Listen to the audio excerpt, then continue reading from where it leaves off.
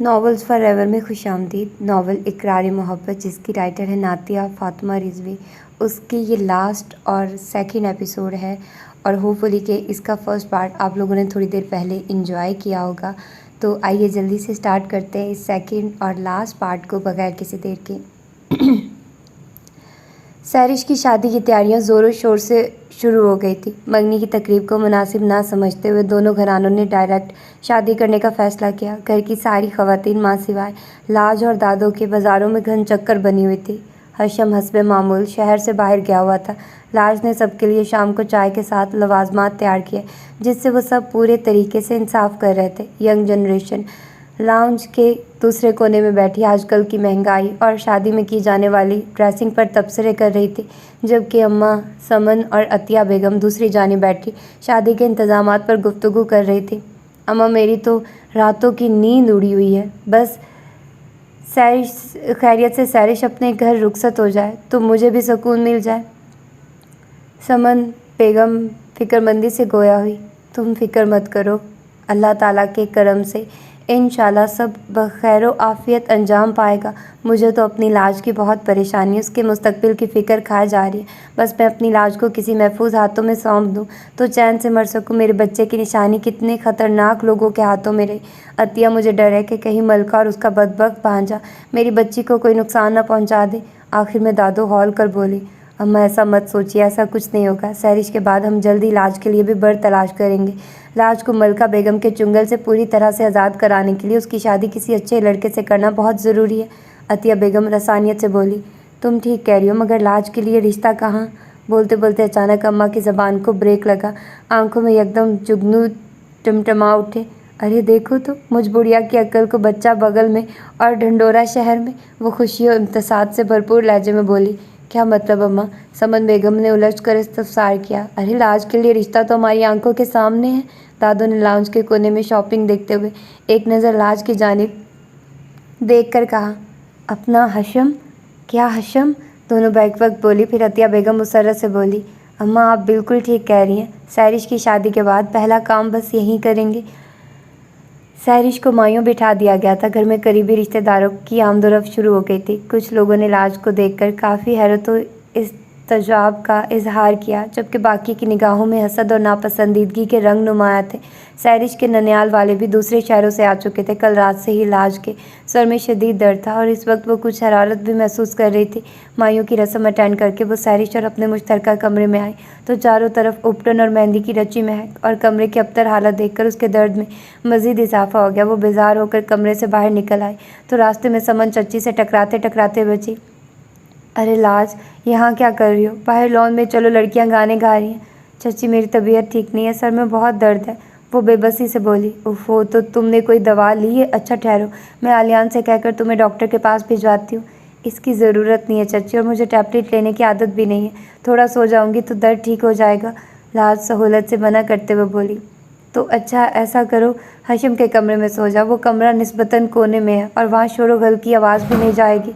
चच्ची की बात सुनकर वो बदकी, क्या हशम के कमरे में? नहीं चच्ची, वो शायद बुरा मान जाएंगे। अरे वो तो शहर से बाहर है, कल दोपहर में आएगा। तुम कुछ देर आराम कर लो, फिर तकरीब से फारिग होकर मैं तुम्हें उठाने आ जाऊंगी। समन चच्ची उसे राज़ी करते हुए बोली तो बाद में ख्वास्ता लाज मान गई। ठीक है चच्ची, मगर रात में मुझे ज़रूर उठा दीजिएगा। लाज को इस पल अपने पैरों पर खड़ा होना मुश्किल हो रहा था। ये कहकर वो हशम के कमरे की जानिब आ गई। नफासा से सजे कमरे में दाखिल होते ही उसके असाब एकदम पुरसुकून हो गए।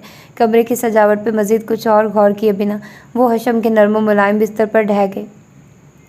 रात के पिछले पहर हशम घर आया तो लॉन में तकरीब की बाक़ियात नज़र आई। दरवाज़ा चूँकि चौकीदार ने खोला था, लिहाजा इससे ज़ाहिर था कि घर के तमाम अफराद थक कर सो रहे हैं, वरना अतिया बेगम या समन चच्ची जब भी वो घर आता फ़ौरन उसका इस्तकबाल करती। इस वक्त हशम भी खुद को बेतहाशा थका हुआ महसूस कर रहा था। वो सीधा अपने कमरे में आया और सफरी बैग वहीं ज़मीन पर रखकर सोफ़े पर ढह गया। कुछ देर यूँ ही बैठे रहने के बाद उससे एहसास हुआ कि कमरे का पंखा चल रहा है। शायद कोई खोल कर भूल गया, वो खुद से बोला और अपने पैरों को जूते मोज़ों से आज़ाद करते हुए तेज़ी से अपनी शर्ट के बटन खोलने के बाद शर्ट से निजात हासिल करके वो यूं ही बिस्तर की जानिब बढ़ा तो अचानक ठठक कर रुक गया। कमरे में काफ़ी अंधेरा था, मगर हशम की आंखें अंधेरे से कुछ मायूस हुई तो उसे अपने बिस्तर पर किसी का वजूद दिखाई दिया। यकीनन ये आलियान मेरे कमरे में सो गया, वो खुद से बोला और बाथरूम में फ्रेश होने के घर से चल दिया। थोड़ी देर बाद वो बाथ गाउन में अपने गीले बालों को तौलिए से रगड़ता बाहर आया और बड़े पुरसुकून अंदाज में बेड के दूसरी जानिब बैठ गया। अभी वो लेटने का इरादा ही कर रहा था कि अचानक उसे लेडीज़ परफ्यूम की भीनी भीनी महक का एहसास हुआ। उसने उलझकर एक बार फिर चादर में मुंह से पैर तक ढके वजूद को देखा। फिर न जाने किस सोच के तहत साइड लैम्प जलाकर उसने यूं ही चादर मुंह से हटाई। वो साकित रह गया। यकदम उसे महसूस हुआ कि उसका दौरानी खून इंतहाई तेज़ी से गर्दिश कर रहा है। कनपट्टियों पर किसी ने अंगारे रख दिए। तैश की इंतहा पर पहुंचते हशम ने इंतहाई झटके से चादर हटाई और बेसुध सोई लाज की दायां चूड़ियाँ भरा हाथ इतनी सख्ती से पकड़ा कि ढेरों कांच की चूड़ियाँ अनवाहिद में चकनाचूर हो गई। तकलीफ के शदीद एहसास से लाज ने हड़बड़ाकर यूं ही आंखें खोली तो हशम गर्देजी को संगीन तरीन तेवरों समेत खुद पर झुका पाया और इस पल उसे महसूस हुआ जैसे किसी ने उसके जिस्म से रूह खींच डाली हो। मारे खौफ व दहशत के बेसाख्ता उसने अपनी आंखें जोर से भींच डाली। न जाने कितने ही पल बिना आहट किए खामोशी से गुजर गए, मगर लाज की लाख कोशिशों के बावजूद आंखें खोलकर देखने की हिम्मत न हुई। अचानक उसे अपने चेहरे पर तपिश का एहसास हुआ। इससे पहले कि यह तपिश उसे झुलसा देती, उसने पट से आंखें खोली। हशम गर्देजी का तपता चेहरा सिर्फ बाल बराबर की दूरी पर था। लाज ने जो ही घबराकर अपना चेहरा उठाया, उसकी सभी पेशानी हशम की कुशादा पेशानी से टकरा गई और इस समय लाज को लगा जैसे हशम गर्देजी ने उसे पूरी तरह बेबस कर दिया। उसने बिल्कुल बेजान होकर अपना सर दोबारा तकिए पर डाल दिया और एक बार फिर आंखें भींच ली। हशम गर्देजी की उंगलियों को जब उसने अपने माथे नाक से होते हुए होंठ पर महसूस किया तो वो जी जान से लर्ज के उसने अपना साकित हाथ उठाकर हशम के हाथ को चटकना चाहा, मगर ऐसा महसूस हुआ जैसे जिस्म हाथों बाजू से आ रही हो। बड़ी दगोदो के बाद उसने अपनी उंगलियों को जुम्बिश दी और अपना हाथ ऊपर उठाया। उसने हशम की कलाई को थामा। लाज की उंगलियों के लम्स में मज़ाहमत थी, रुकावट थी, झिझक थी और एक नया अजनबी एहसास। नबील फ़ारूकी ऐसे ही तुम्हें छू रहा था ना? और कहाँ छुआ था? क्या यहाँ? बर्फ़ के टुकड़ों से भी ज़्यादा ठंडे और सख्त अल्फाज और यख बसता हवाओं का तेज़ी से ज़्यादा चुभता लहजा जिसने लाज की रूह में उतरकर उसके वजूद को ज़िंदगी से महरूम कर दिया। मगर अजीब बात थी, इतनी ठंडक ने भी उसकी रूह को बुरी तरह झुलसा दिया था। हशम गर्देजी आंखों में अजीब मगर नाकाबिल बर्दाश्त तासुरात लिए उस पर बेतहाशा झुका, उसकी गर्दन पर हाथ रख के इस्तफसार कर रहा था। थोड़ी देर पहले हशम के लम्स ने जो एक नामानूस एहसास, एक मीठा अनजाना दर्द उसके दिल में जगाया था, अगले पल उसे अपनी ही निगाहों में गिरा गया। उसने एक अजियत के आलम में हशम गर्देजी की शानों पर अपने दोनों हाथ को जमाकर पूरी कुव्वत से पीछे धकेला और सरत से बिस्तर से उठी और अपने दुपट्टा रोलिया से बेनियाज होकर नंगे पैर दरवाजे की जानिब लड़खड़ाती हुई मगर तेज़ी से पहुंची और कुछ सानिया यूं ही बेहस हरकत खड़े रहने के बाद रुख मोड़कर हशम गर्देजी की जानिब देखकर बोली, हशम गर्देजी, मुझे इस दुनिया में सबसे ज़्यादा तुमसे नफ़रत है। हाँ, सिर्फ तुमसे, नबील और मम्मा से भी ज़्यादा। ये कहकर वो ये जा वो जा। एक पल को हशम गुमसुम रह गया, फिर अपने बेड पर पड़े लाज के पीले दुपट्टे को देखा और दूसरे पल उसका गोला बनाकर सोफे पर उछाला और बिस्तर पर लेटा ही था कि एकदम उसकी पुश्त पर कोई चीज़ चुभी। उसने उठकर देखा तो लाल पीली कांच की चूड़ियों के बहुत से छोटे बड़े टुकड़े चादर पर पड़े थे। हशम गर्देजी उन कांच के टुकड़ों को देखता रह गया। सुबह जब घर वालों ने हशम को घर पर देखा तो सबको खुशगवार हैरत का झटका लगा। अरे हशम बेटा, तुम कब आए? समन चच्ची खुशगवारी से बोली। फिर माँ कुछ याद आने पर माथे पर हाथ मारकर गोया हुई। ओह, मैं तो भूल ही गई, लाज को तुम्हारे कमरे में कल रात भेज दिया था, उसकी तबीयत ठीक नहीं थी। सैरिश और बाकी लोगों के कमरों में बहुत शोर हंगामा हो रहा था। मैंने उससे कहा था कि जब तकरीब ख़त्म हो जाएगी तो उसे उठा दूंगी, और देखो मेरा दिमाग बिल्कुल ही भूल गई। अम्मी, मैं ये समझी कि लाश दादो के कमरे में है। सैरिश भी नादिम होकर बोली। ये सब सुनकर हशम थोड़ा सा शर्मिंदा हुआ, मगर फिर सर चटक कर बोला, इट्स ओके, जब मैं आया था तो वो कमरे से बाहर चली गई थी, मगर वो इस वक्त कहाँ सो रही है? अतिया बेगम थोड़ा परेशान होकर बोली। बड़ी अम्मी, लाज आपी दादो के कमरे में सो रही हैं। सुंबल किचन से नाश्ते की ट्रे लेकर बाहर आई तो अतिया बेगम का जुमला सुनकर वो जल्दी से बोली, लाज को काफ़ी तेज़ बुखार हो गया था, डॉक्टर अभी उसे चेक करके गया है। मेरी बच्ची को नज़र लग गई, ऐन शादी के दिन बीमार हो गई। दादो लाज के सरहाने बैठी उस पर कुरानी आयात का दम करते हुए बोली, जो इंजेक्शन के ज़ेरे असर सो रही थी। अम्मा, आज मेहंदी है, सब हॉल में जाएंगे, लाज के पास कौन ठहरेगा? समन चच्ची पुरसोच अंदाज में बोली। अरे, ये मेहंदी की रस्म को धूम धड़के से अदा करना फ़र्ज़ तो नहीं है। तुम लोगों का दिल चाहा मेहंदी की तकरीब इतने बड़े पैमाने पर करने को तो मैंने इजाज़त दे दी, वरना मैं बिल्कुल इसके हक़ में नहीं हूँ। इंशाल्लाह शादी में लाज भी बेहतर हो जाएगी तो मैं खुद सैरिश को रुखसत करूँगी। दादू तफसील से बोली तो दोनों बहुओं ने तायदी अंदाज में सर हिला दिया। सैरिश की शादी बखैर आफियत से अंजाम पा गई तो मेहमानों ने भी अपने अपने घरों की राह ली। लाज नासाजी तबीयत की बदौलत सैरिश के किसी भी फंक्शन को अटेंड नहीं कर सकी। दादों ने उसे बिल्कुल अकेला नहीं छोड़ा था। सिर्फ सैरिश की रुखसती से आधा घंटा पहले हॉल में गई और उसे दुआओं के साए तले रुखसत करके फ़ौरन घर की राह ली। इस तमाम वक्त में मुलाजमा लाज के हमरा रही। गो के बुखार तो अब उतर चुका था मगर नकाहत बेतहाशा थी।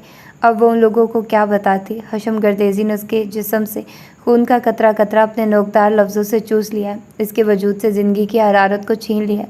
ज़िंदगी धीरे धीरे अपने मामूल पर आने लगी। आलियान और सुंबल अपनी अपनी पढ़ाइयों में मसरूफ़ हो गया जबकि हशम आजकल अपने सरकारी दौरों की बदौलत मुल्क से बाहर था। लाज बेटा, क्या सोचा है तुमने? मज़ीद पढ़ने का मूड है तो मैं तुम्हारा एडमिशन यूनिवर्सिटी में करवा दूँ। वलायत साहब एक दिन इधर उधर की बातें करने के बाद लाज से पूछ बैठे। वो चंद सानी खामोश सी बैठी रह गई, फिर अपनी हथेलियों को तकते हुए आहिस्तगी से बोली, ताबो आप तो जानते हैं ना कि मैं एडमिशन नहीं ले सकती। अम्मा और नबील वो इतना ही कह सकी। ये बात तो है मगर इस तरह सारी ज़िंदगी तुम घर में चुप कर तो नहीं गुजार सकती ना। और फिर तुम्हारी उम्र पढ़ने लिखने की है, खामखा घर में बैठकर वक्त ज़ाया कर रही हो। लाज ने ये सब खामोशी से सुना मगर बोली कुछ नहीं। अब ताया अब्बू ही उसके वारिस थे, वो जैसा चाहते थे अब उसे वैसा ही करना था। तुम फिक्र मत करो, हम जल्दी कुछ करते हैं कि ये मलका बेगम और नबील का अफरियत तुम्हारी ज़िंदगी से ख़त्म हो जाए और तुम्हारी तालीमी असनाद भी लाहौर से मंगवाने की कोशिश करता हूँ। उसे खामोश देखकर वलायत साहब नरमी से उसके सर पर हाथ फेर कर बोले तो वो सादतमंदी से सर झुका गई। बेटा, तुमने तो मेरे मुंह की बात छीन ली। मैं भी इलाज के लिए कुछ ऐसा ही सोच रही थी। बेचारी सिवाय डॉक्टर के अलावा कितने महीनों से कहीं बाहर नहीं गई। मलका का खौफ उसे एक नॉर्मल ज़िंदगी गुजारने नहीं दे रहा। मगर बेटा, क्या हशम इस रिश्ते पर राज़ी हो जाएगा? शाहजहां बेगम ने इस्तफसार किया। अम्मा, लाज में किस बात की कमी है कि हशम इनकार करेगा? सूरज, शक्ल, आदात व अतवार लाखों में एक है। वलायत साहब रसानियत से बोली। हाँ, ये बात तो है मगर भाई साहब, हशम और लाज दोनों की मर्ज़ी ज़रूर मालूम कर लीजिएगा। वकार साहब सैरिश के वालिद संजीदगी से बोले। हाँ भाई, दोनों की रजामंदी तो ज़रूर ली जाएगी। वलायत साहब सरसबात में हिलाकर बोले। तो फिर ठीक है, नेक काम में देर नहीं होनी चाहिए। समन तुम लाज से और मैं हशम से मालूम कर लूँगी, बस ज़रा वो घर आ जाए। अतिया बेगम खुशी व इम्तसाद से बोली तो सब उनकी खुशी को देखकर मुस्कुरा दिए। और फिर जब हशम गर्देजी घर लौटा तो घर में एक हंगामा बरपा हो गया। ओह माय गॉड अम्मी, आप लोगों ने ये सोच भी कैसे लिया? लाज, ये ना बिल्कुल नामुमकिन है। अतिया बेगम की बात सुनकर हशम मारे तैश के तलमला उठा। हशम, तुम्हारा दिमाग तो जगह पर है। लाज को तुम ऐसे धुतकार रहे हो जैसे खुदा ना ख्वास्ता वो कोई गिरी पीड़ी पड़ी लड़की है। अतिया बेगम घसीले अंदाज में बोली। उन्हें अपने बेटे की बात पर अफसोस के साथ साथ गुस्सा भी आया। अम्मी, वो उस औरत की बेटी है जिसे दादा जान ने कभी अपनी बहू के रूप में कबूल नहीं किया। वो भला अपनी माँ को कैसे बताता कि उसने अपनी कज़न को कब कब कहाँ कहाँ किस अंदाज में देखा। कॉकटेल पार्टीज़ पर उसका बेहिजाब लिबास पहनना, मिस्टर लाखानी जैसे करप्ट इंसान की संगत में वक्त गुजारना और उस रात फार्म हाउस पर जब वो अपना सेलफोन लेने आया तो नबील फ़ारूकी और वो बेहमियत तो बेगैरत शख्स उस पर झुका। इससे आगे वो मज़ीद कुछ सोच नहीं सका। उसे लगा जैसे उसकी कनपट्टियाँ फट जाएंगी। अगर उसे उस वक्त मालूम हो जाता कि लाज उसके चचा की बेटी, उसके दादा की पोती, उसके ख़ानदान की इज्जत है तो वो नाबिल के टुकड़े टुकड़े करके उसे चील कौवों के आगे डाल देता और लाज उसका चेहरा थप्पड़ों से सुर्ख कर देता। हशम, जब हम बड़ों ने, खसूसन अम्मा ने लाज को पूरे खलूस और खुले दिल से कबूल कर लिया है तो तुम्हें क्या कबाहत है? तुम ये क्यों भूल रहे हो कि वो हमारा अपना खून है? मैं यही तो नहीं भूल पा रहा कि वो हमारा अपना खून है। हशम गर्देजी ने खुद कलामी की। देखो बेटा, वो अपनों के दरमियान आ तो गई है मगर उस औरत और उसके भांजे का खौफ हम सबके सरों पर नंगी तलवार की मानित लटक रहा है। लाज तो इस डर से बाहर भी नहीं निकलती कि कहीं वो लोग उसे देख ना ले। अतिया बेगम उसके खामोश चेहरे के उतार चढ़ाव को देखकर बोली, फिर मज़ीद गोया हुई। वो फूल सी बच्ची अब हमारी जिम्मेदारी है। एक पुरसुकून और इज़्ज़त की ज़िंदगी देना हमारा फ़र्ज़ है। फूल, वो इस्तज़ाई अंदाज में बोला। कवल का फूल चाहे कितना ही हसीन, नाजुक और खुशबूदार क्यों ना हो, वो आखिर खिलता तो कीचड़ में है ना, जिसे तोड़ते वक्त थोड़ी बहुत कीचड़ हमारे ऊपर भी लग जाती है। हशम गहरे लहजे में बोला तो अतिया बेगम बिल्कुल खामोश हो गई। वो जानती थी कि उनका बेटा रवायती मर्द है जो औरत की मामूली सी भी लफ्ज़िश को माफ़ नहीं करने वाला है। बेटा, माना कि कवल का फूल कीचड़ में खिलता है मगर ये इस फूल का मुकद्दर है जिसे कोई नहीं बदल सकता। मगर मुझे यकीन है कि अब वो फूल कीचड़ से निकलकर एक शफाफ और चमकदार गुलदान की जीनत बन गया। तुम सब फरामोश नहीं कर सकते। अतिया बेगम जहांदीदा खातून थी, अपने बेटे की अंदरूनी कैफियत को बाखूबी समझकर रासानियत से बोली। नहीं अम्मी, मुमकिन है कि मैं अपनी फितरत से मजबूर होकर इस फूल को रेज़ा रेज़ा कर दूं। बेहतर यही होगा कि आप उसे किसी और कदरदान के हाथों सौंप दीजिए जो उसकी दिलो जान से हिफाजत करे। हशम के जवाब पर अतिया बेगम ने बगौर अपने बेटे की जानिब देखा। काश अगर आलियान लाज से छोटा नहीं होता तो मैं लाज को इस घर से कहीं नहीं जाने देती। मैं जानती हूँ वो मासूम है, शफाफ है, मगर मुझे ये भी मालूम है कि तुम्हें फूल की खूबसूरती नहीं बल्कि कीचड़ की गंदगी दिखाई दे रही है। मगर मैं तुम्हें मजबूर नहीं करूँगी क्योंकि मुझे लाज अपनी औलाद की तरह अजीज़ है। ये कहकर अतिया बेगम हशम के पहलू से उठकर बाहर चली आई और सीधा अपनी देवरानी के पास पहुंचकर उसे लाज को कुछ भी बताने या उसे कुछ भी पूछने से बाज रखा। मगर भाभी, समझ जिस पेड़ पर है एतमाद व मोहब्बत और इखलास की मट्टी और ख़ूबसूरत जज्बों का पानी ना पड़े तो वो खारदार झाड़ी बनकर रह जाता है और फिर बलाखिर सूख कर ख़त्म हो जाता है। बेहतर यही है कि अब इस बात को यहीं पर दफन कर दिया जाए। अतिया बेगम समन की बात काटकर संजीदगी से बोली तो वो भी खामोश हो गई। आंटी, लाज का मालूम हो गया कि वो कहाँ है? नबील इंतहाई मुश्तिल मलका बेगम के कमरे में दाखिल होकर बोला। ये सुनकर मलका बेगम के हाथों से मैगज़ीन छूट गया। क्या वाकई? कहाँ है वो कलमुही जलील? हमारे इतने अरसे की प्लानिंग पर पानी फेरकर वो कमीनी कहाँ रपोश हो गई थी? मुझे पता चला कि वो इस्लामाबाद में है, हशम गर्देजी के घर, जो उसके बाप का घर है। एक क्लिनिक से उसे निकलते हुए देखा था। क्या? हमारे हैरत व बेयकीनी से चिल्ला पड़ी। मगर वो वहाँ कैसे पहुँची? उसे कैसे मालूम हुआ कि वो लोग उसके ददियाल वाले हैं? और उन लोगों ने उसे कैसे कबूल कर लिया? ये इस बारे में तो वही बताएगी। फ़िलहाल इन चीज़ों पर गौर करना बंद करो और ये सोचे कि उसे हशम गर्देजी के घर से कैसे निकाल कर लाएं। वो कमीना मामूली इंसान नहीं है। नबील अपनी हथेली पर तैश के आलम में मुक्का मारकर बोला। तुम ठीक कह रहे हो, मगर मैं भी मलका हूँ। सोने की चिड़िया को इतनी आसानी से उड़ने नहीं दूंगी। कमज़ोर तो इतना मैं भी नहीं हूँ जो लाज की ज़िंदगी बख्श दूंगा, नबील पुरस्कार अंदाज में बोला। अतिया बेगम ने काफ़ी समझदारी से अम्मा और अपने शौहर को समझा दिया कि जब बेटे की मर्ज़ी नहीं है तो ज़बरदस्ती रिश्ता जोड़ना हमाकत है। दादो ये सुनकर उदास हो गई कि हशम ने मना कर दिया, मगर वो अपनी बहू की बात से भी मुत्फिक थी। बात चूँकि बड़ों के दरमियान शुरू हुई थी, लिहाजा खामोशी से बड़ों में ही ख़त्म हो गई थी। लाज, सैरिश और आलियान और सुंबल के कानों में इस पूरे किस्से की भिनक भी नहीं पड़ी थी। अतिया बेगम की भाग दौड़ से एक मुनासिब रिश्ता लाज के लिए उन्हें पसंद आ गया। लाज की तस्वीर देखकर उन्होंने फ़ौरन उसे पसंद कर लिया था, मगर इससे बाकायदा मुलाकात करने वो आ जा रहे थे। सैरिश को भी फुरकान सुबह ऑफिस जाते हुए छोड़ गया था। सुंबल और आलियान, जिनके दिलों में पहले दिन से ये बात घर कर गई थी कि लाज और हशम की जोड़ी बिल्कुल फिट है, सो उन्हें ये रिश्ता खासा नागवार गुजर रहा था। अलबत्ता सैरिश ने भी इसी किस्म के ख्याल का इजहार जब अपनी माँ से किया तो उन्होंने ये कहकर उसे खामोश करा दिया कि जो भाभी और अम्मा की मर्ज़ी है वही दुरुस्त है।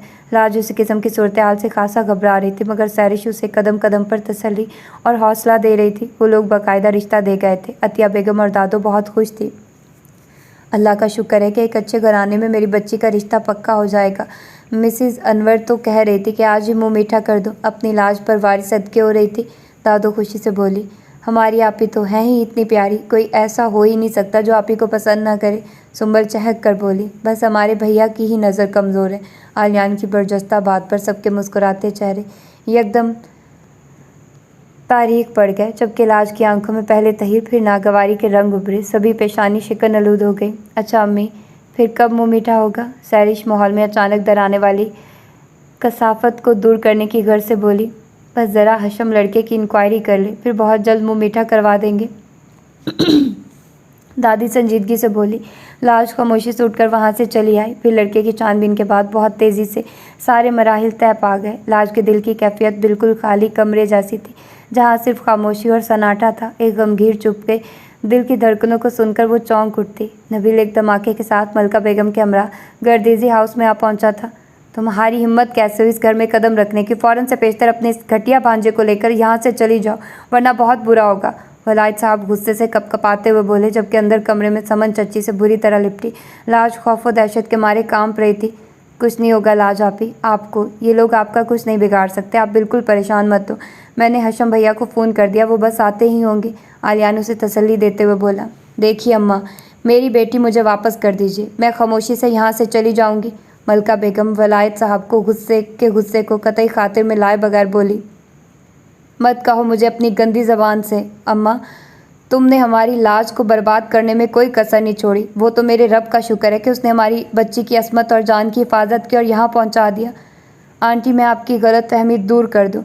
आपकी बच्ची मेरी होने वाली बीवी है और हमने बहुत से दिन और रातें एक साथ खामोश नाहिंजार। वलायत साहब एकदम धाड़े, जबकि इंतहाई तेज़ी से अंदर आता हशम गर्देजी अपनी जगह साकित खड़ा रह गया। खबरदार, जो मेरी पाकीज़ा बेटी पर रुसवाई के छींटे उड़ाने की कोशिश की। आप यकीन करें या ना करें, मुझे कोई फ़र्क नहीं पड़ता। नबील इंतहाई ढिठाई से कंधे झुकाकर बोला। हशम सरद से लाउंज में दाखिल होकर बारोब लहजे में बोला, कैसे मिस्टर नबील, आपका यहाँ आना कैसे हुआ? हशम को यूं अचानक सामने देखकर नबील और मलका बेगम चंद पल के लिए घबरा से गए। फिर मलका बेगम तनक कर बोली, देखो बेटा, तुम समझदार हो, ये मामला यूं गुस्से से हल नहीं होगा। लाज मेरी बेटी है, मैंने उसे पाला है और मेरे भांजे नबील से उसकी शादी होने वाली है। वो उसकी मंगेतर है, लिहाजा बेहतरी इसी में है कि तुम हमारी लाज को हमारे हवाले कर दो।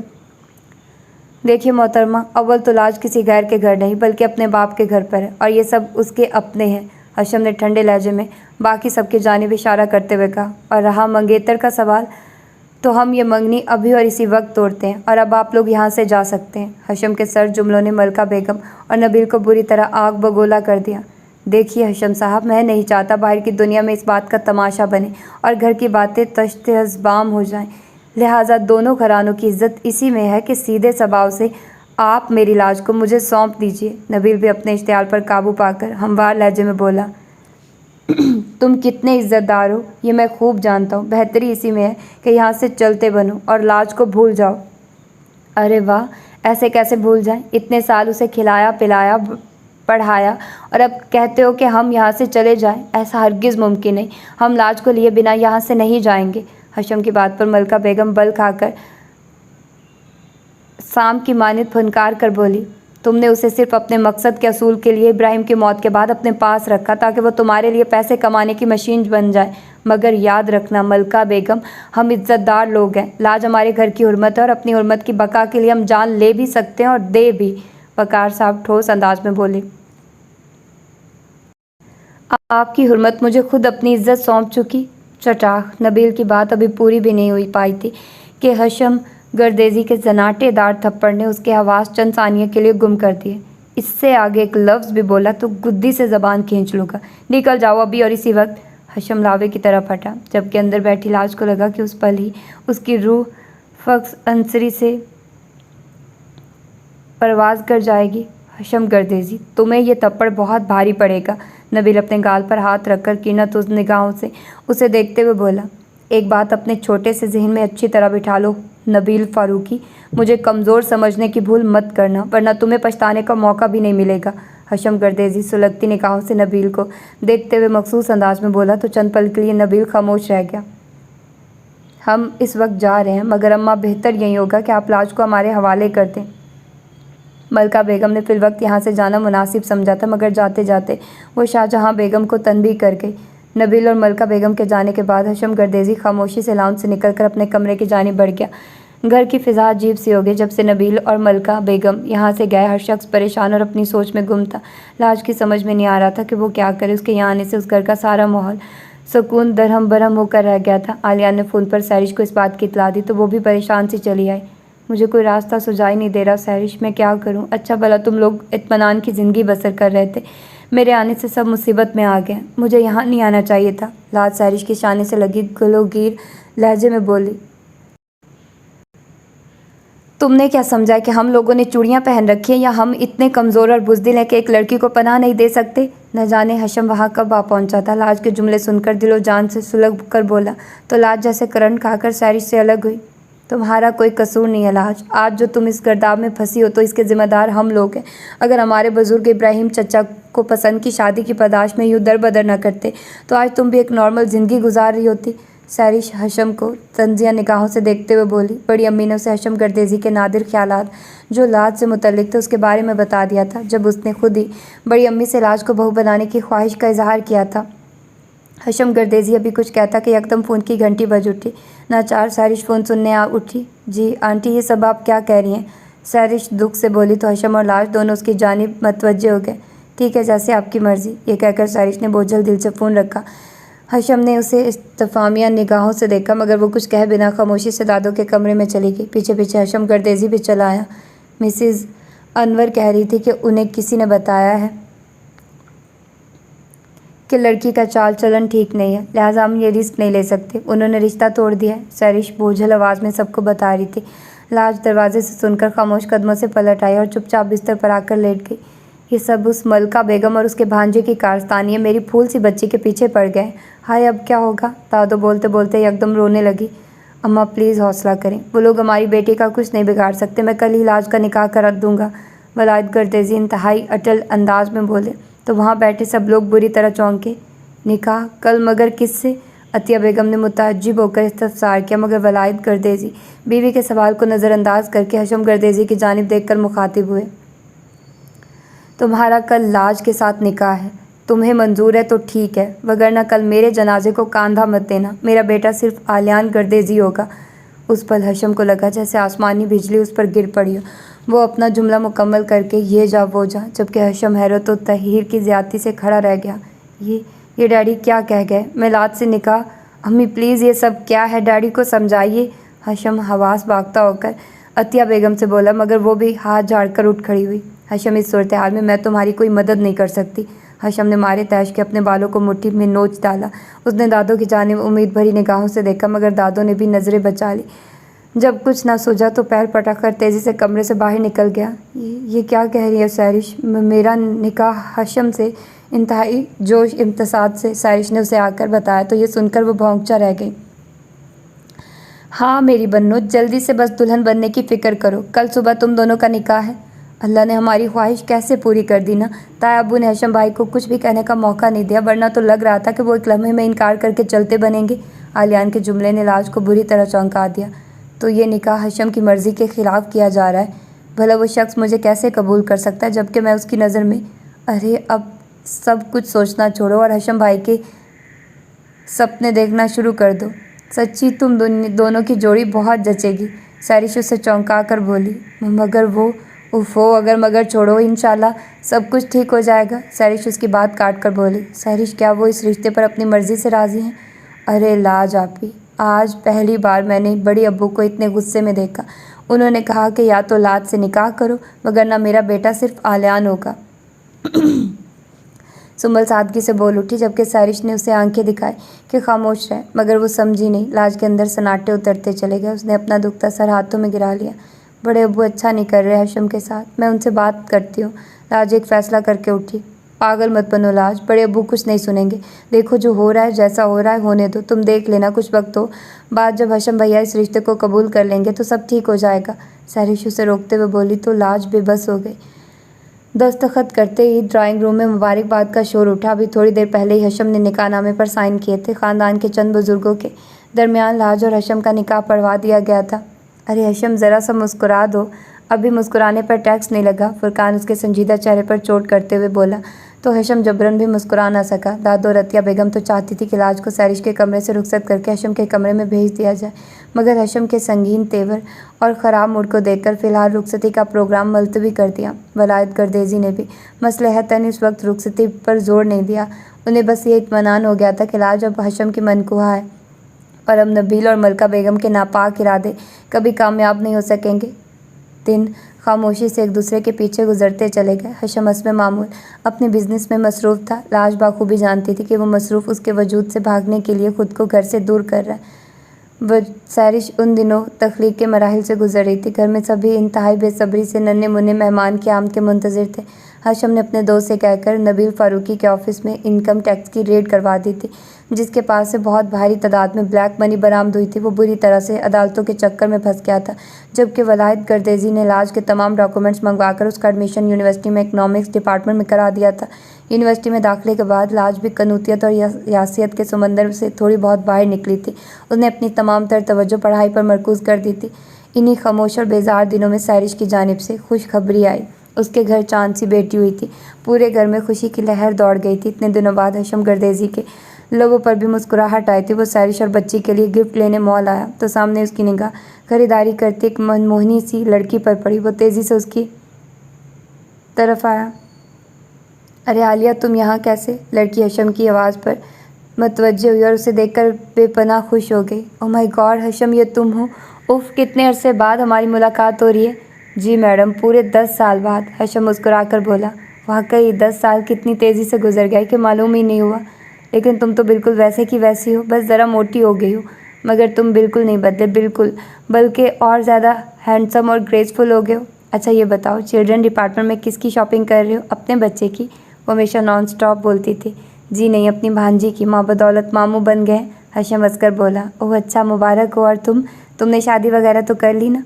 मालिया के सवाल पर वो एक पल के लिए खामोश हो गया। निगाहों में एकदम राज का सरापा झुलमिलाया, जिसे दूसरे लम्हे उसने ज़ोर से झटका। नहीं जी, हम अभी तक कंवारे हैं। अगर आप हमारे बारे में सोचिए तो। मालिया ज़ोर से हंसती। ओह हशम, तुम अभी भी बिल्कुल वैसे ही हो जैसे कॉलेज में हुआ करते थे। अगर अजहर ने सुन लिया तो तुम्हें कच्चा चबा जाएगा। हशम ने इधर उधर देखकर इस्तफसार किया। ये अजहर कहाँ है? तुम्हारे साथ नहीं आया? वो लंदन में है। तुम्हें तो मालूम है ना कि शादी के बाद हम लंदन चले गए थे। मैं यहाँ अपने छोटे भाई की शादी अटेंड करने आई हूँ। 3 महीने तो यहाँ रुकूंगी, इतने सालों बाद जो आई हूँ। वो तफसील से बताते हुए बोली। That's very good. चलो तुमसे मुलाकात रहेगी, मगर अभी तुम मेरी मदद करो। मुझे शॉपिंग सिर्फ अपने लिए करनी आती है। हशम आखिर में बेचारगी से बोला। सीख लो मिस्टर, आगे चलकर अपनी बीवी और बच्चों की भी शॉपिंग करानी पड़ेगी। वो उसे छेड़ते हुए बोली।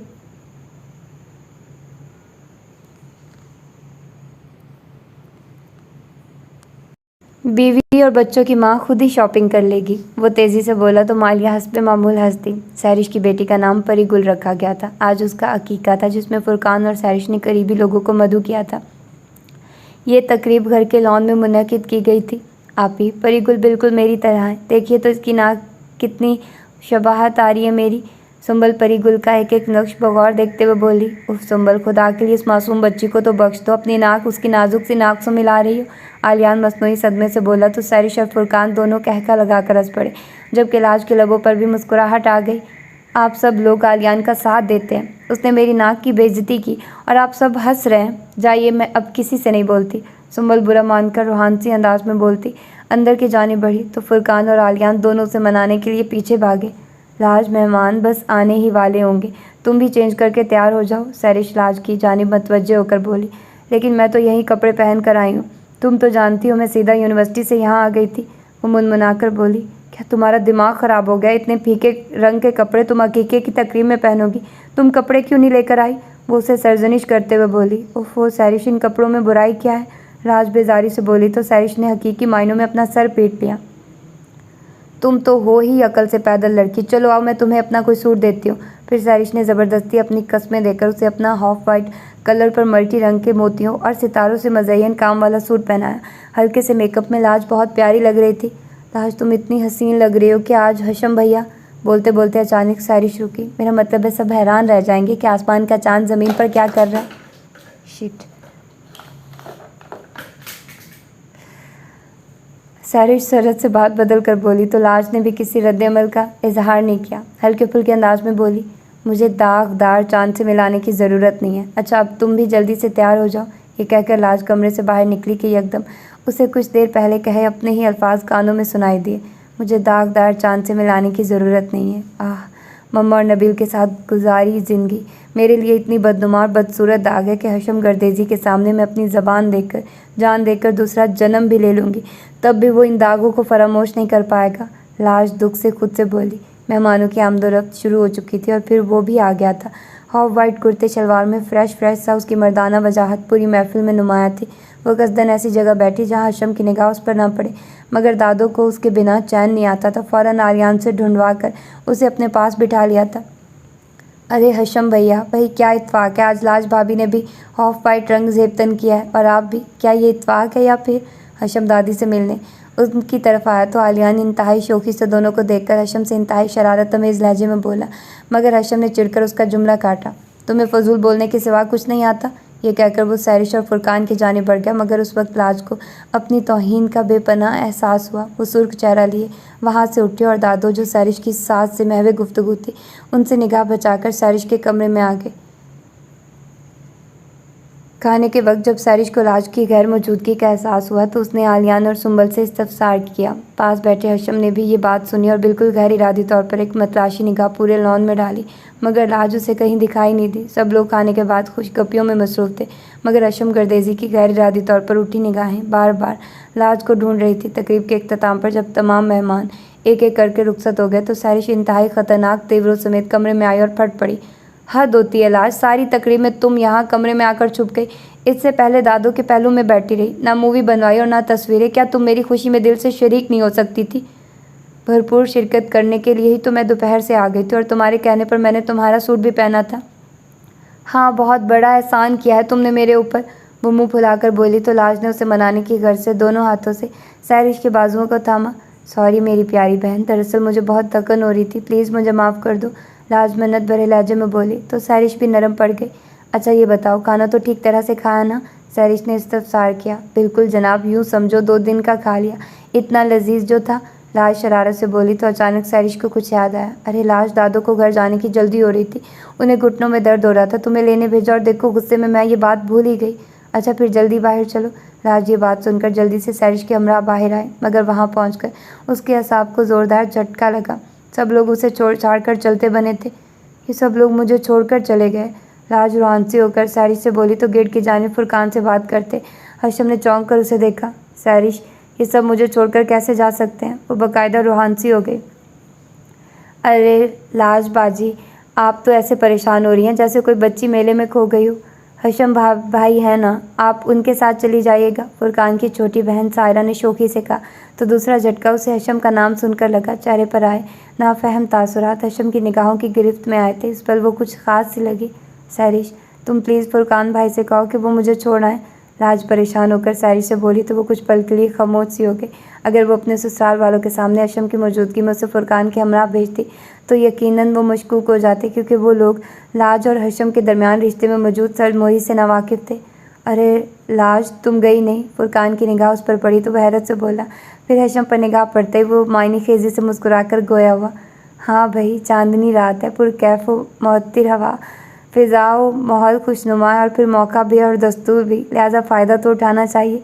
फुरकान की इस बात पर दोनों ही सटपटा गए। हशम चलता हुआ उन दोनों के करीब आया और सैरिश से मुखातिब होकर कहा, ये गई नहीं, जबकि आलियान तो कह रहा था कि हम सब जा रहे हैं।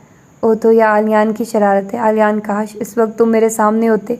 लाज ने दिल ही दिल में दांत खचखचाकर सोचा। लाज प्लीज़ तुम हशम भाई के साथ चली जाओ। इस सूरत हाल से परेशान होकर सैरिश की मिन्नत भरी मगर सरगोशी में ढली आवाज़ उसके कानों में पड़ी। सैरिश, मैं तुम्हारे पास ही रुक जाती हूँ, सुबह यहीं से यूनिवर्सिटी चली जाऊँगी। सैरिश की बात पर लाज भी आहिस्तगी से बोली, मगर हशम गर्देजी के कानों में उसकी आवाज़ बाखूबी पहुँच गई थी। लाज की इस बात पर सैरिश ने बेसाख्ता हशम के चेहरे की जानिब देखा, जो बाखूबी उसके अंदर की कैफियत की खमाजी कर रहा था। सारा प्लीज़ ज़रा मेरे साथ परी गुल के गिफ्ट्स उठा लो। सैरिश बहाने से अपनी नंद को वहाँ से ले गई। अब वो दोनों एक दूसरे के आमने सामने तन्हा थे। हमारे ख़ानदान का ये दस्तूर नहीं है कि लड़कियाँ अपनी बहन के ससुराल में जाकर रहें। फ़ौरन बाहर आकर गाड़ी में बैठो। हशम अपने मखसूस अंदाज में बोलता एक बार फिर उसका दिल जला गया था और ख़ुद फुरकान से इजाज़त लेने दूसरी जानिब पलटा था, मारे तैशो बेबसी के आलम में। लाज ने अपनी मुट्ठियों को भींचा। वो सैरिश और फुरकान को खुदाफिज कहकर खामोशी से गाड़ी का फ्रंट डोर खोलकर बैठ गई। हशम की पूरी तवज्जो ड्राइविंग की जानिब थी, जबकि वो भी अपने ख्यालों में मगन थी कि हशम की आवाज़ पर चौंकी। मोहतरमा, किन जहानों की सैर कर रही हैं? आपको इससे क्या? इतने अरसे बाद लाज हशम से मुखातिब हुई थी। उसे भी हशम पर तैश आया था। आप गाड़ी ज़रा स्पीड में चलाइए, मुझे घर जाकर असाइनमेंट मुकम्मल करना है। लाज इतनी बेजारी से बोली कि हशम को अपनी हाथ का शदीद एहसास हुआ। तुम मुझे? हाँ, मैं आपकी तवज्जो हासिल करने के लिए या फिर कोई ऐसी ही ऊट पटांग कोशिश करने के लिए ये ड्रामा कर रही हूँ, मगर प्लीज़ घर जल्दी चलिए, मुझे वाकई बहुत काम है और सुबह सुबह उठना भी है। लाज हशम की बात दरमियान में काट कर तेज़ी से बोली तो हशम चंद सानिया के लिए बिल्कुल खामोश उसे देखता रहा। मीठे मीठे से मेकअप में माथे पर शिकनों का जाल सजाया, हल्की सुर्ख नींद से बोझल आंखों में उलझन लिए वो ज़िद पर आमादा कर गई। ओके, तुम्हें जल्दी घर जाना है? मैं जाना है ना, तो ठीक है। हशम उसे अजीब निगाहों से देखकर बोला और फिर अगले लम्हे गाड़ी फराटे भरने लगी। जब काफ़ी देर तक घर का इलाका नहीं आया तो लाज पूछे बिना नहीं रह सकी, सैरिश के घर से हमारे घर का फासला इतना ज़्यादा तो नहीं है? फिर घर? कहते कहते एकदम उसकी ज़बान तालू से चिपक गई। रावल डैम का रास्ता पहचान कर वो हकीकी मायनों में परेशान हो गई। ये आप मुझे इस वक्त यहाँ क्यों ले आए?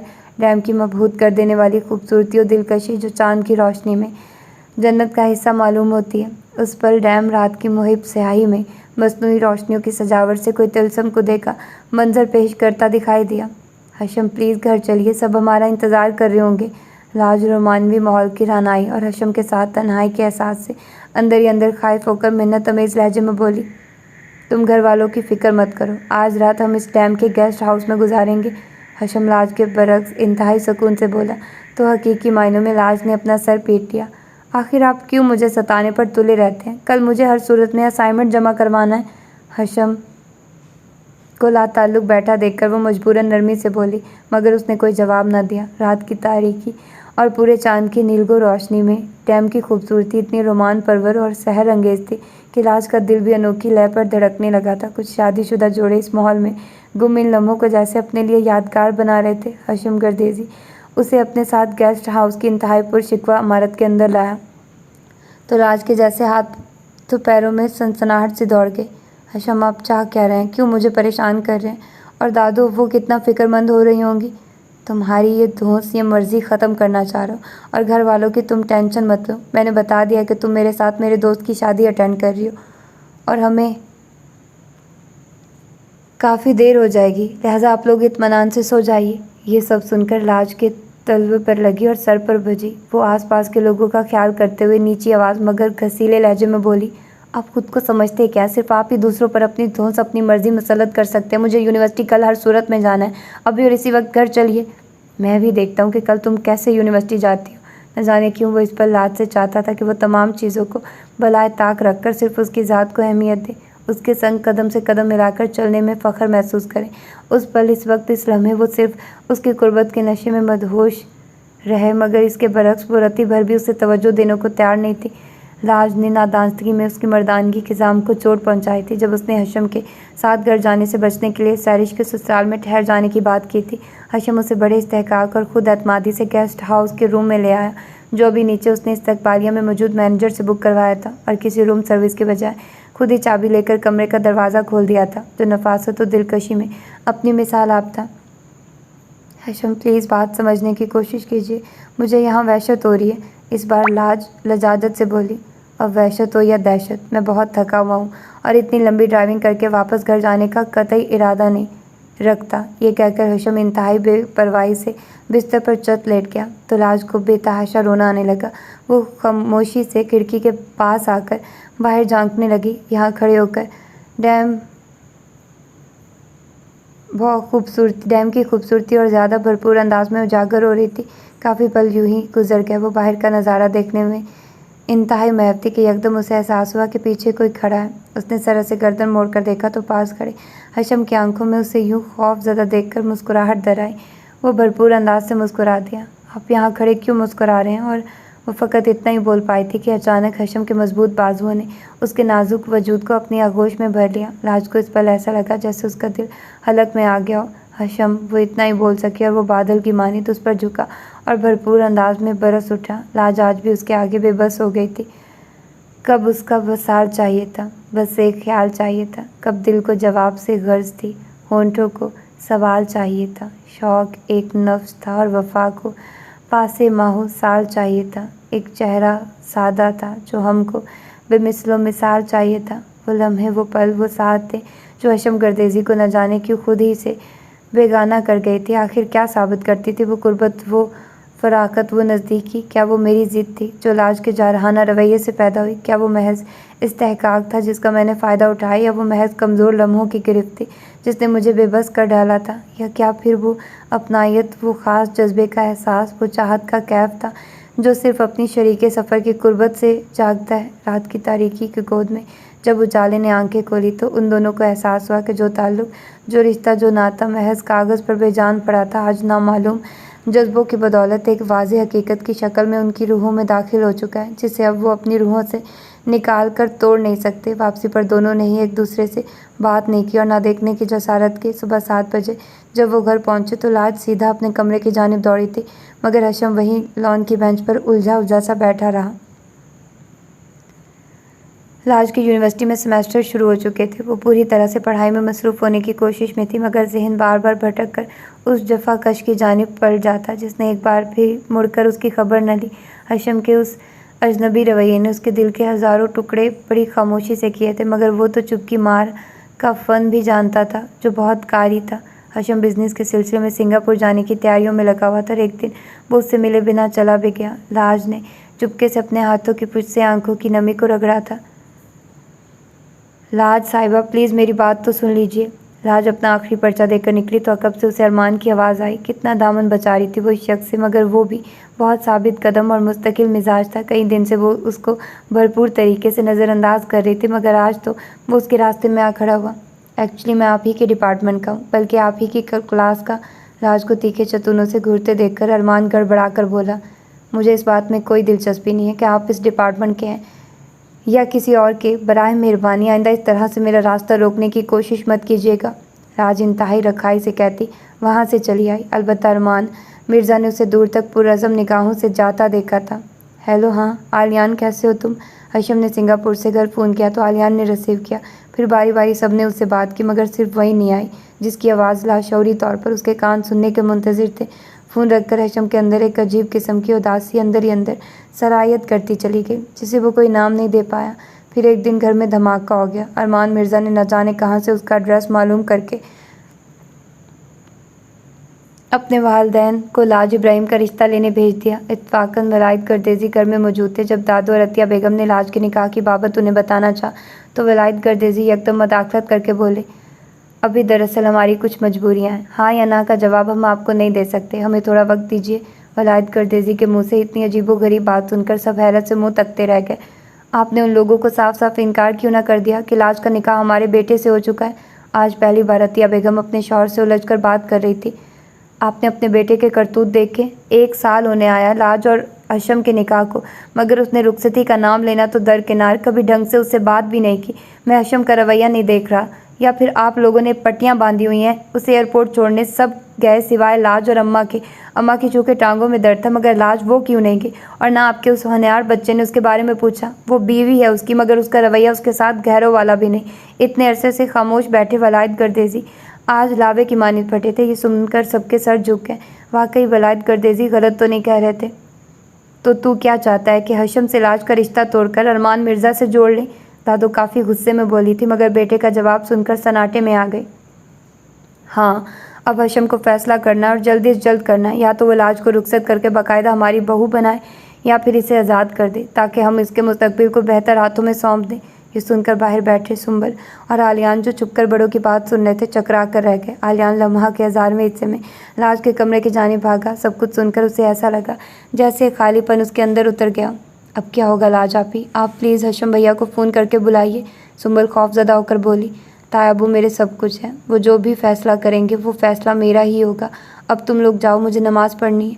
ये कहकर वो वज़ू करने की घर से बाथरूम की जानिब उठी तो दोनों एक दूसरे को बेबसी से देख कर रह गए। अब किसी से मेरा हिसाब नहीं, मेरी आंखों में कोई ख्वाब नहीं। खून के घूंट पी रहा हूँ मैं, ये मेरा खून है, शराब नहीं। मैं शराबी हूँ, मेरी आस ना छीन, तू मेरी आस है, शराब नहीं। किताब पढ़ते पढ़ते उसे हल्की सी गनूदगी आई तो वो सीने पर किताब रखकर आंखें मूंदे रिलैक्स अंदाज में बैठी थी कि अचानक वो तूफान की तरह उसके सर पर आन पहुंचा।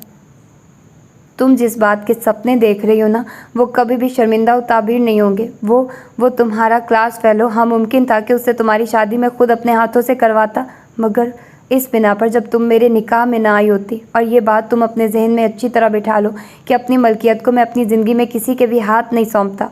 शोला अल्फाज, मगर ये क्या? उसे लगा जैसे सख्त हब्स और घुटन ज़दा माहौल में अचानक ठंडी ठंडी फवार बरसने लगी और अचानक चारों जानिब चल थल हो गया और उस पर चिल्लाकर ये जा वो जा। जबकि लाज का दिल चाहा कि आज इतना हंसे, इतना खिलखिलाए कि पूरी दुनिया के लोग भी उसकी इस खुशी में शरीक हो जाएं। यकीनन आलियान ने ही हशम को फ़ोन पर बताया था। आज लाज को आलियान पर बेपनाह प्यार आ रहा था। हशम ने पहली फुर्सत में अरमान मिर्ज़ा के घर वालों को निपटाया और अपने बाप के इस इक़दाम से रूठकर किसी ज़रूरी काम से बाहर चला गया। अब्बू, ये चक्कर मेरी कुछ समझ में आ रहा है। आपने नफसियाती हरबा इस्तेमाल करके हशम भैया की चुप को तोड़ा है। चुप को तोड़ा है ना? आलियान के इस तफसार पर वलायत साहब मुस्कुरा उठे। बेटा जी, हशम चाहे कितना ही बड़ा और अक्लमंद क्यों ना हो जाए, मगर मैं तो उसका बाप ही रहूँगा ना। वो खुशगवारी से बोले तो सब इंतहाई महजूज होकर हंसने लगे। फ़ोन की बेल मुसलसल बज रही थी, मगर कोई उसे रिसीव करने नहीं आया तो नाचार लाज किचन से निकली। मगर इससे पहले आलियान मुंह बनाता, टीवी पर आते अपने पसंदीदा शो से नज़रें हटाता वहाँ पहुँच चुका था। आलियान, हद होती है, कितनी देर से फ़ोन की बेल बज रही है, उठाते क्यों नहीं? राज उसे सरजनिश करते हुए बोली तो आलियान ने इंतहाई बेजारी से फ़ोन अटेंड किया, मगर न जाने मुकाबिल ने क्या कहा कि आलियान के औसान पूरी तरह ख़ता हो गए। क्या कह रहे हैं आप? कौन से हॉस्पिटल में? अच्छा, हम लोग अभी आ रहे हैं। आलियान की दगरगो कैफियत देखकर लाज हजरत परेशान होकर उसकी जानिब बढ़ी और कुछ पूछने का कसद ही किया था कि आलियान ने बच्चों की तरह चिल्लाना शुरू कर दिया, अम्मी अम्मी, दादो, अब्बू। अरे आलियान, क्या हुआ? क्यों इस तरह चिल्ला रहे हो? बच्चे सब ठीक तो है ना? अतिया बेगम सबसे पहले हवास भागता सी पहुंची। अम्मी अम्मी, भैया को किसी ने गोली मार दी है, आलियान रोते हुए बोला तो लाज ने बेसाख्ता अपने हाथ को अपने मुंह पर रखकर चीख रोकी। वो फटी फटी नज़रों से आलियान को देखे गई। हाय मेरा बच्चा, उन्हें मेरे रब नहीं, मेरे रब, औलाद की ये आजमाइश मुझसे मत लेना। मैं तुझसे अपने बच्चे की ज़िंदगी की भीख मांगती हूँ। ये दुख दिखाने से पहले या अल्लाह मुझे उठा ले। अतिया बेगम सदमे की कैफियत में बेतहाशा होकर बोली तो राज का भी जब जवाब दे गया और अतिया बेगम के सीने से लगकर फूट फूट कर रो दी। हशम की ज़िंदगी खतरे से बाहर थी, मगर डॉक्टर्स ने अभी उसे इंतहाई निगहदाश्त के वार्ड में रखा हुआ था। नबील फ़ारूकी कब से बदला लेने की तलाश में था। हशम गर्देजी ने इनकम टैक्स की रेड की बदौलत उसके बिजनेस का दिवालिया कर दिया था और उस पर कुछ मुकदमात भी आयद हो गए थे। और ये ब्लैक मनी उसने किस तरह हासिल किया? वो बहुत छोटे परों से ऊंची उड़ान उड़ना चाहता था, मगर एक ही झटके में हशम गर्देजी ने उसे ज़मीन की खाक चटा दी थी और इस वक्त से वो उसे सबक सिखाने के दर पे था। हशम को 2 गोलियां लगी थी। खुशकिस्मती से एक तो बाजू को छूकर निकल गई थी, जबकि दूसरी शाने में पेवस्त हो गई थी, जिसे ऑपरेशन के ज़रिए डॉक्टर्स ने निकाल लिया था। पुलिस ने नबील फ़ारूकी को अपनी हिरासत में ले लिया था। डॉक्टर ने उसे तकरीबन 2 हफ्ते अस्पताल में रहने की हदायत की थी, मगर वो 3 दिन में ही घबरा गया था। डॉक्टर साहब, प्लीज़ मुझे घर जाने दीजिए, मैं घर पर ज़्यादा पुरसुकून रहूँगा, वो लजाजत से बोला। नो यंग मैन, कम अज़ कम तुम्हें 10 दिन तो रहना ही होगा, वो कतियत से बोले तो हशम ने इंतहाई बेबसो इमदाद तलब निगाहों से आलियान को देखा तो उसे हंसी आ गई। अरे भैया, रह लें आराम से, ऐसे मौके बार बार नहीं आते। देखिए हर आधे घंटे बाद कितनी खूबसूरत परियाँ, मेरा मतलब है कि अतिया बेगम को घूरता देखकर वो गड़बड़ा गया। हशम, तुम जिद मत करो, डॉक्टर साहब तुम्हारे भले के लिए ही कह रहे हैं। और आलियान, तुम जाकर देखो लाज और सारिश कहाँ गायब है। वो नीचे लॉन में गई थी। अतिया बेगम के आखिरी जुमले पर हशम जी जान से सुलग उठा। मैं यहाँ पट्टियों में जकड़ा पड़ा हूँ और इन्हें सैर सपाटे सूझ रहे हैं, वो दिल में बोला। जब से हशम होश में आया था वो एक बार भी उसके सामने नहीं आई थी और इस बात को हशम ने बहुत शिद्दत से महसूस किया था। अतिया बेगम आलियान को भेजने ही वाली थी कि दोनों मुस्कुराती हुई अंदर दाखिल हो गई। लड़कियों, तुम दोनों ज़रा हशम के पास रहो, मैं थोड़ी देर के लिए आलियान के साथ घर जा रही हूँ। मगर बड़ी अम्मी, मुझे तो घर जाना था, फुरकान को फ्लू हो गया है, सारिश जल्दी से बोली और साथ ही आंखों के इशारे से अतिया बेगम को इशारा भी किया, जिसे वो फ़ौरन समझ गई। तो मैं यहाँ अकेली रहूँगी, राज मुनमुना कर बोली तो हशम ने एक कटीली निगाह उस पर डाली। जर्द रंग के कॉटन के शलवार कमीज़ के सूट में ढीली सी बालों की चोटी बनाए वो उसे इश्तियाल दिला गई। अम्मी, आप इन मौसूफ़ा को भी साथ ले जाइए, मुझे किसी की ज़रूरत नहीं है। हशम के इस कदर जल कर कहने पर तीनों के चेहरों पर मुस्कुराहट दौड़ गई। अरे भैया, रहने देना भाभी को, यहाँ खिड़की के पास खड़े होकर बाहर का नज़ारा करेंगी, आलियान मुस्कुराहट दबाकर बोला और फिर तीनों हशम को खुदाफिज कहकर बाहर निकल गए। अब कमरे में सिर्फ वो दोनों थे। राज आंखें झुकाए, दोनों हाथों की उंगलियां एक दूसरे में पेवस्त करके झिझकते हुए बोली, वो अब आप कैसा फील महसूस कर रहे हैं? राज ने इस्तफसार किया। बहुत जल्दी ख्याल आ गया पूछने का? वैसे तो आपने ये दुआ की होगी कि मेरी जान आपसे छूट जाए और बस, इससे आगे आप एक भी फजूल लफ्ज़ नहीं बोलेंगे। हमेशा आप मेरे ऊपर इल्ज़ामात धरते हैं और आप खुद कितने पानी में हैं, ये जांचा है कभी आपने? सिर्फ बड़े अब्बू की धमकी की बदौलत मुझसे निकाह किया और ऐन मुमकिन था कि आप इस बोझ से खुद को आज़ाद कर लेते, मगर अरमान मिर्ज़ा के रिश्ते से आपकी मर्दाना अना को सख्त ज़र्ब लगी और सिर्फ अपने पंदार और ज़िद की खातिर आप अब तक ये रिश्ता बरकरार रखे हुए हैं। लाज ने भी आज हिसाब बेबाक करने का सोच लिया और बोलती चली गई, तुम हशम गर्देजी ने गुस्से से उठना चाहकर दर्द की एक ठेस ने उसे बुरी तरह बेहाल कर दिया। वो टूटी हुई टहनी की मानिंद बिस्तर पर गिरा। लाज उसे तकलीफ़ में देखकर बेसाख्ता दौड़कर उसके पास आई। ये झगड़ा आप ठीक होकर भी कर सकते, मैं कहीं नहीं जा रही, लाज उसके बाजू की बैंडेज को देखते हुए बोली तो अचानक हशम गर्देजी ने अपना दूसरा हाथ आगे कर दिया। जब सारी बातें किनवार हो तो इस रिश्ते का भी तज़किरा करो ना, जो उस रात हमारे दरमियान बंधा था। हशम ने उसका चेहरा अपने करीब करके कान में सरगोशी की। तुम्हारे हया की लाज सुर्ख पड़ गई। वो भी आपकी ज़िद का नतीजा थी। आप भी हरगिज़ नहीं चाहते थे कि मैं सुबह यूनिवर्सिटी जाऊँ। वो बामुश्किल बोली, हाँ तुम ठीक कह रही हो, मगर मुझे नहीं मालूम था कि मैं उन फसोखेज़ लम्हात में मेरा दिल हमेशा के लिए तुम्हारा हसीर हो जाएगा। अगर मेरी बात पर यकीन है तो भरोसा कर लो। जाने हशम, ये दिल हसीर है तुम्हारा। वो खुमार आलूद सरगोशी में गुनगुनाया तो लाज का दिल चाहा कि मारे तशक्कुर के उसके सीने से लगकर रो दे, मगर उसने खुद पर काबू पाकर सर उठाकर अपना गुस्सा दिखाना चाहा तो उसके कुछ बोलने से पहले ही हशम ने उसके आगे हाथ जोड़ दिए। सॉरी माई लविंग वाइफ, अपनी हर कोताही की माफ़ी मांगता हूँ, वो बेचारगी से बोला तो लाज की आंखों में तमानियत के साथ होंठों पर मोहब्बत भरी मुस्कान आ गई। उसने बड़ी सरशारी से अपना सर हशम गर्देजी के कुशादा सीने पर रख दिया। मोहब्बत इकरार मांगती है और हशम गर्देजी के इकरार मोहब्बत ने उसके दिल में सुकून भर दिया था। लाज ने तमानियत महसूस करके अपनी आंखें बंद कर दी और ख़ुद को अपनी मोहब्बत के सुपुर्द कर दिया। तो ये था खूबसूरत सा नावल। शायद मैंने इसको पढ़ा था, बहुत पहले पढ़ा था, 2013 के बाद ही पढ़ा होगा, कुछ 2014 में। यार अब तो ख्वाब ही लगता है 2013, 2014, अब 2025 है। कितना टाइम गुज़र गया है। अभी कल की बात लगती है 2013। कितना टाइम गुज़र गया यार। अब हम लोग बड़े हो गए हैं, बूढ़े हो जाएंगे फिर 2030 तक तो इतने बड़े बड़े 30 सालों के हो जाएंगे। वाह यार, मतलब अजीब सी फीलिंग आ रही है। ये मैंने पढ़ा था आई थिंक 14 में ही पढ़ा होगा, 2013 में शायद पढ़ा, क्योंकि आप ही आंचल लाती थी डाइजेस्ट। हाँ 2014 में ही पढ़ा होना, क्योंकि ये दिसंबर का है, 2013 दिसंबर आंचल।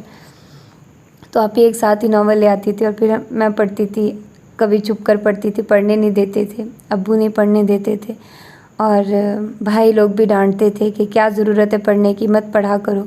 आप ही तो इस वजह से नहीं पढ़ने देते, आप ही को डर लगता था कि मेरे रिसाले फाड़ ना दिया जाए।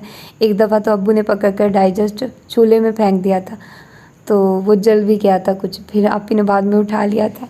खैर इस तरह की सबके साथ इंसिडेंट हुए होंगे बचपन में, तो हमारे साथ भी हुआ था इस तरह का कि रिसाले बहुत मुश्किल से हम लोग पढ़ते थे, कोई पढ़ने ही नहीं देता था। खैर आप लोग होपफुली कि डिस्टर्ब नहीं हुए होंगे। मैंने वैसे तो दोनों पंखे बंद किए हुए हैं, आज मेरी रूममेट नहीं है तो मैं सुकून से रिकॉर्डिंग कर रही हूँ, लेकिन गर्मी बहुत ज़्यादा है, स्वेटिंग भी बहुत हो रही है।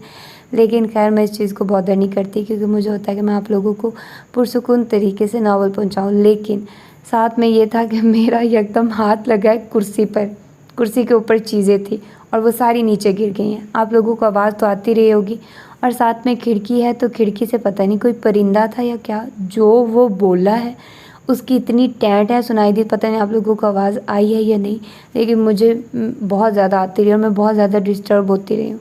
तो वो साथ ही था कोई, या पता नहीं वो किसी क्या कहते हैं मेंढक की आवाज़ थी या क्या था। अब हॉस्टल में साथ में ना वो बैकग्राउंड है, मतलब पीछे वाली दीवार है, तो उधर से पता नहीं कोई चीज़ होगी जिसकी इतनी ऊंची आवाज़ थी। मेरा ख्याल है परिंदा ही होगा, इतनी आवाज़ नहीं होती मेंढकों की। खैर जो भी था, मैं आजकल इस तरह के नावल पढ़कर आप लोगों को सुना रही हूँ ताकि आप लोग एंजॉय करें, और इसी तरह के आगे नावल मैं आप लोगों को दूँगी। साथ में दिल दिया दहलीज़ नावल भी मैं रिकॉर्ड कर रही हूँ, और मुझे लगता है कि वो आप लोगों को बहुत ज़्यादा पसंद आ रहा होगा।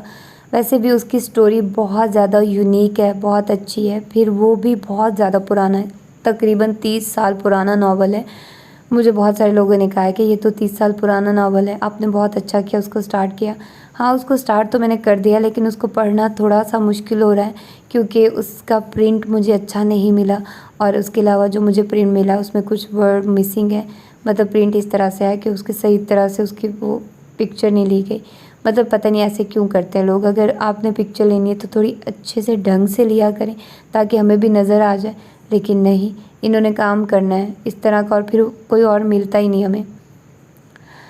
अब बहुत सारे लोग कहेंगे कि आप बहुत ज़्यादा बोलती हैं, तो फिर भाई मैंने एंड पर बोला, आप लोगों ने नावल सुन लिया ना, तो आप लोग जा सकते हैं। मैं सिर्फ उन लोगों से बातें कर रही हूँ जो मुझसे बातें करना चाहते हैं। वैसे भी मैं सम टाइम बहुत ज़्यादा वो इंसान होता है ना कि थक जाता है। आज सारा दिन पता है मैंने 4 नावल्स रिकॉर्ड किए हैं।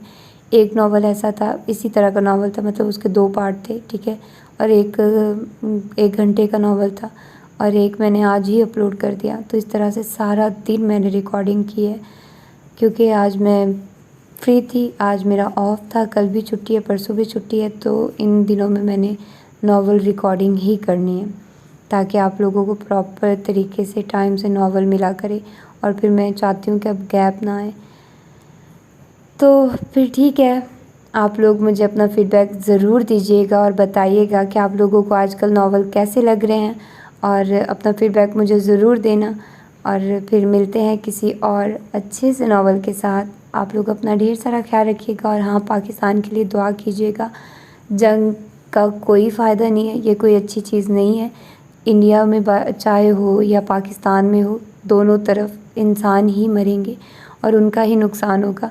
तो मैं तो बिल्कुल इस हक़ में नहीं हूँ। मजाक की बात अलग है, मीम्स जो बनी है वो एक अलग बात है, शुगल मेला अपनी जगह, लेकिन जंग वो बच्चों का खेल नहीं है।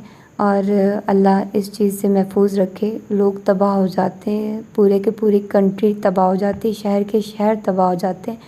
तो इस तरह का कोई भी ख्याल आप लोग ना ले आएँ, कोई भी सपोर्ट ना करे इस चीज़ को, ना इंडिया वाले सपोर्ट करें, ना पाकिस्तान वाले सपोर्ट करें। इंसानियत को सपोर्ट करो यार। उधर भी इंसान बसते हैं, इधर भी इंसान बसते हैं, उधर भी बहुत अच्छे लोग हैं, इधर भी अच्छे लोग हैं। कोई ऐसा सच तो नहीं है, बस जीने दो यार, एक दूसरे को खुलकर जीने दो, ज़िंदगी गुजारने दो। तो फिर मिलते हैं, अपना ढेर सारा ख्याल रखिएगा। अल्लाह हाफिज़।